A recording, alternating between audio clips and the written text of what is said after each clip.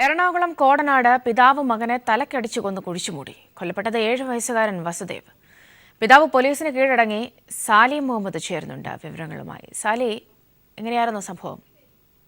സൗമ്യ, പെരുമ്പാവൂർ കോടനാട് സമീപം വേങ്ങൂർ സ്വദേശി ബാബുവിന്റെ മകൻ വസുദേവാണ് കൊല്ലപ്പെട്ടത്.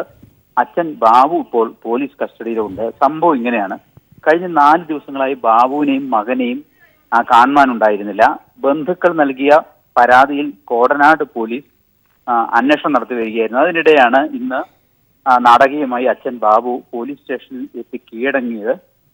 മകനെ തലക്കടിച്ചു കൊന്ന് റബ്ബർ തോട്ടത്തിൽ കുഴിച്ചിട്ടതായി ബാബു പോലീസിനോട് പറയുകയായിരുന്നു. ഏതായാലും പ്രതിയുമായി പോലീസ് ഈ റബ്ബർ തോട്ടത്തിലെത്തി ഇപ്പോൾ മൃതദേഹം പുറത്തെടുത്തു കഴിഞ്ഞു. ഇൻക്വസ്റ്റ് നടപടികളും പൂർത്തിയാക്കി പോസ്റ്റ്മോർട്ടത്തിനായി മൃതദേഹം മാറ്റിയിരിക്കുകയാണ്. ഏതായാലും മകനെ കൊലപ്പെടുത്തിയ ശേഷം ആത്മഹത്യ ചെയ്യാനായിരുന്നു പദ്ധതി എന്നാണ് ബാബു പോലീസിനോട് പറഞ്ഞത്. എന്നാൽ തനിക്ക് മരിക്കാൻ കഴിഞ്ഞില്ല. ആ സാഹചര്യത്തിൽ മകന്റെ മൃതദേഹം റബ്ബർ തോട്ടത്തിൽ കുഴിച്ചിടുകയായിരുന്നു.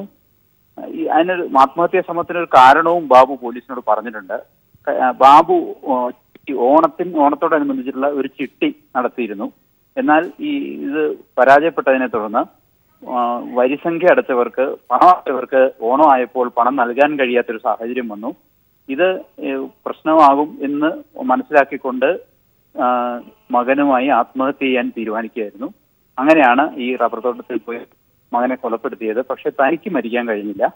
ഇതാണ് ബാബു പോലീസിനോട് നൽകിയിരിക്കുന്ന മൊഴി. എങ്കിലും പോലീസ് പൂർണ്ണമായി ഇത് മുഖവിലക്കെടുത്തിട്ടില്ല.